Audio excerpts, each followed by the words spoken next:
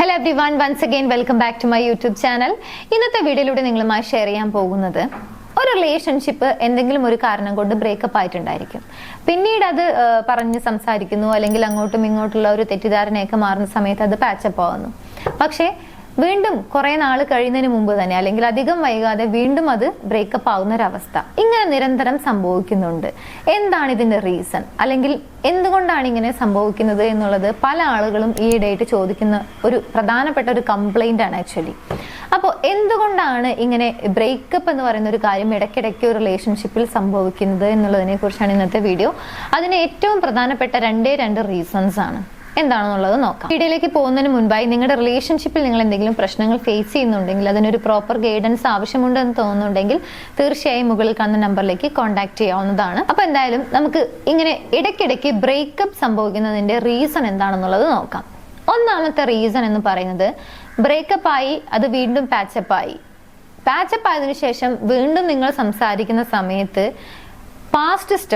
പാസ്റ്റിലെ കാര്യങ്ങൾ സെയിം മിസ്റ്റേക്കിനെ കുറിച്ച് തന്നെയായിരിക്കും വീണ്ടും സംസാരിക്കുന്നത്. അതേ കാര്യങ്ങൾ തന്നെയാണ് വീണ്ടും ചർച്ച ചെയ്യുന്നത് എന്നുണ്ടെങ്കിൽ അതാണ് പ്രധാനപ്പെട്ട ഒന്നാമത്തെ റീസൺ ആയിട്ട് വരുന്നത്.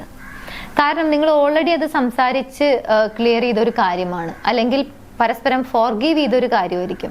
പക്ഷെ അതേ കാര്യം തന്നെ വീണ്ടും എടുത്തിട്ട് കൊണ്ട് ആ റിലേഷൻഷിപ്പിനെ മോശമായിട്ടുള്ള ഒരു അവസ്ഥയിലേക്ക്, അല്ലെങ്കിൽ അങ്ങോട്ടും ഇങ്ങോട്ടും കുറ്റപ്പെടുത്താനുള്ള ഒരു അവസരം കൂടി കിട്ടി എന്നാൽ കുറച്ചു നേരം കുറ്റപ്പെടുത്തിയേക്കാം, അല്ലെങ്കിൽ എൻ്റെ മാത്രം മിസ്റ്റേക്ക് അല്ല നിന്റെ കൂടിയാണ്, അങ്ങനെയുള്ള മെന്റാലിറ്റിയിലേക്കും അങ്ങനെയുള്ള സംസാരത്തിലേക്കും ഒക്കെ അത് ഡൈവേർട്ടായി പോകുന്നു എന്നുള്ളതാണ്.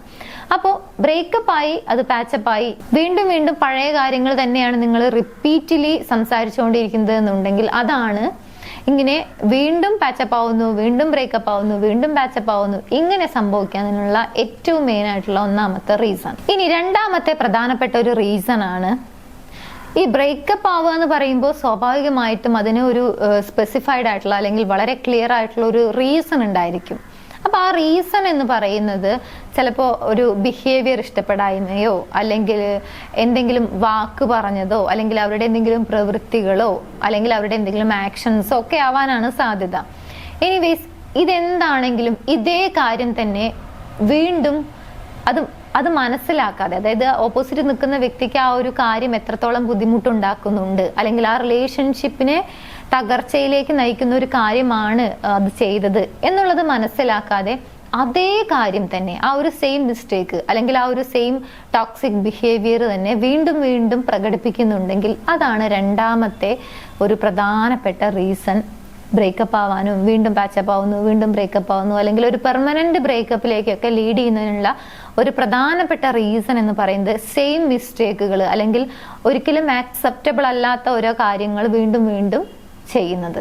ചുരുക്കി പറഞ്ഞു കഴിഞ്ഞാൽ ബ്രേക്കപ്പ് ആയി അത് പാച്ചപ്പ് ആവുന്നതിന് വേണ്ടിയിട്ട് ഒക്കെ ഞാൻ ചേഞ്ച് ആവാം, അല്ലെങ്കിൽ ഞാൻ ചേഞ്ച് ആയി ഇനി ഞാൻ അത് ചെയ്യില്ല, അല്ലെങ്കിൽ എൻ്റെ ഭാഗത്തുനിന്നും ഇനി അങ്ങനെ ഒരു മിസ്റ്റേക്ക് ഉണ്ടാവില്ല എന്നൊക്കെ പറഞ്ഞ് അത് പാച്ചപ്പ് ആക്കുന്നു.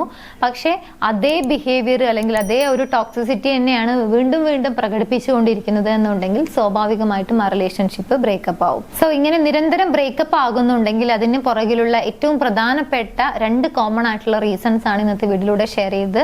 തീർച്ചയായിട്ടും നിങ്ങളൊരു ഹെൽത്തി ആയിട്ടുള്ള ഒരു റിലേഷൻഷിപ്പ് മെയിൻറ്റെയിൻ ചെയ്യാൻ ആഗ്രഹിക്കുന്ന ഒരു വ്യക്തിയാണെന്നുണ്ടെങ്കിൽ ഈ പറഞ്ഞ രണ്ട് മിസ്റ്റേക്കുകളും നിങ്ങളുടെ ലൈഫിൽ നിങ്ങൾ ചെയ്യുന്നില്ല എന്നുള്ളത് ഉറപ്പുവരുത്തുക. ഈ വീഡിയോ നിങ്ങൾക്ക് യൂസ്ഫുൾ ആണെങ്കിൽ മറ്റുള്ള ആളുകളിലേക്ക് ഷെയർ ചെയ്യാൻ മറക്കരുത്. നമുക്ക് മറ്റൊരു വീഡിയോയിൽ കാണാം. Thank you.